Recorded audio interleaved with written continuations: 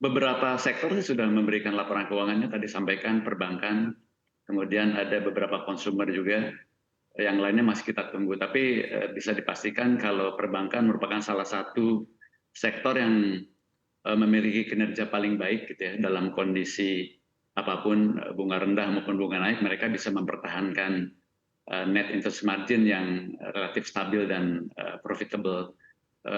Mungkin kalau di sektor konsumsi juga salah satu yang berpotensi berkinerja baik, meskipun kalau kita lihat segmen pasarnya, mungkin segmen pasar yang melayani menengah atas yang lebih baik dibandingkan retailer yang lebih melayani pasar kelas menengah bawah gitu. Ini memang menunjukkan recovery dari ekonomi yang berbentuk huruf K itu terkonfirmasi, di mana kelas menengah atas masih memiliki daya beli yang lebih tinggi, sementara menengah bawah agak berkurang. Sektor lain yang kelihatannya resultnya baik juga adalah sektor otomotif ya, yang otomotif maupun turunannya berupa perusahaan-perusahaan manufaktur dari spare part, kemudian transportasi dan logistik.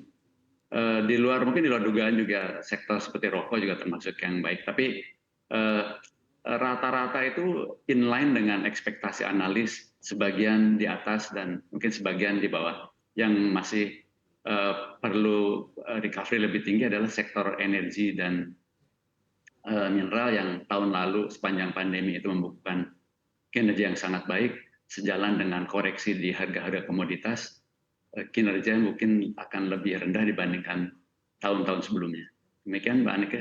Baik Pak Agus, di tengah kinerja sektor perbankan Big Caps yang memang cukup baik, tapi kita tahu juga untuk outstanding kredit di bulan Juni ini sebenarnya tergerus dibandingkan di bulan Mei. Begitu. Apakah artinya untuk di bulan-bulan berikutnya kita masih bisa mengharapkan kinerja perbankan ini, dan seperti apa proyeksi Anda hingga akhir tahun? Saya rasa bagi perusahaan-perusahaan yang memang sudah merencanakan belanja modal lebih awal dan dari sektor-sektor yang diuntungkan dengan pemulihan ekonomi akan masih tetap melakukan ekspansi, sementara beberapa sektor yang kinerjanya katakanlah masih membutuhkan waktu untuk recover, agak menahan belanja modalnya.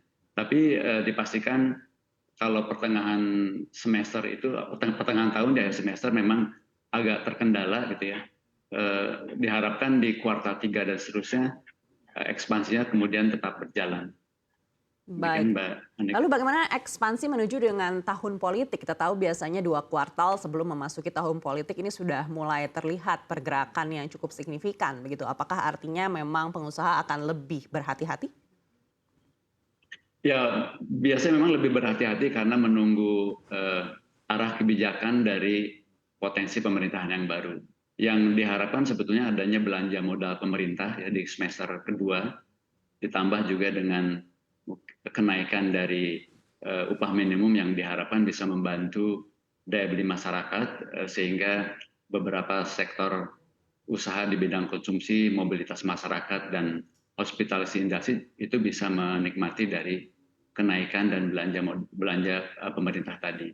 Tentunya kita harus lihat nanti mungkin setelah 17-an ya, 11 Agustus, kita lihat juga bagaimana pidato tentang anggaran belanja tahun ke depan disampaikan oleh pemerintah. Baik. Sektor apa yang dinilai overweight ataupun underweight bagi Samuel Asset Management?